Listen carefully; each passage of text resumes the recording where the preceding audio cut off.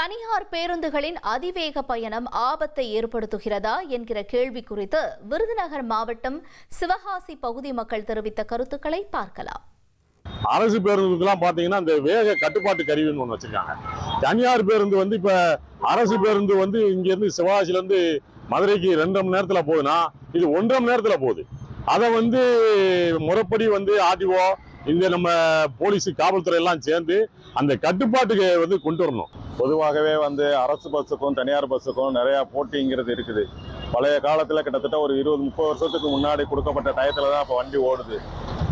அந்த நேரத்துல சாலை வசதி நல்லா இருந்தாலும் போக்குவரத்து இவ்வளவு தூரத்துக்கு நெருக்கமா கிடையாது.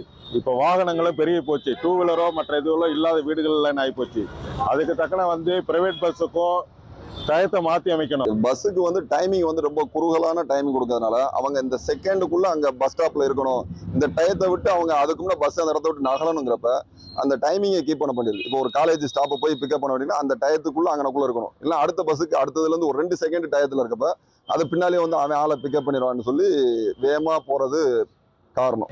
வேக கட்டுப்பாட்டு கருவி எல்லா பேருந்துகளையும் பொருத்தினா மட்டும் போதாது. அதை தொடர்ந்து கண்டினியூஸா மானிட்டர் பண்ணணும். அதை விதிமீறல்ல ஈடுபடுறவங்களை கிட்டத்தட்ட அந்த ரூட்டே அவங்களுக்கு கட் பண்ற அளவுக்கு ஒரு பலமான ஒரு தண்டனை இருந்தால் மட்டும்தான் இந்த வேகம் கட்டுப்பாட்டுக்குள்ள வரும்.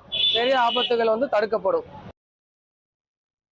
ஆபத்தை ஏற்படுத்தும் விதமாக பயணிக்கிறதா தனியார் பேருந்துகள் என்பது குறித்து சிவகாசி பகுதி மக்கள் தெரிவித்த கருத்துக்களை நாம் பார்த்தோம்.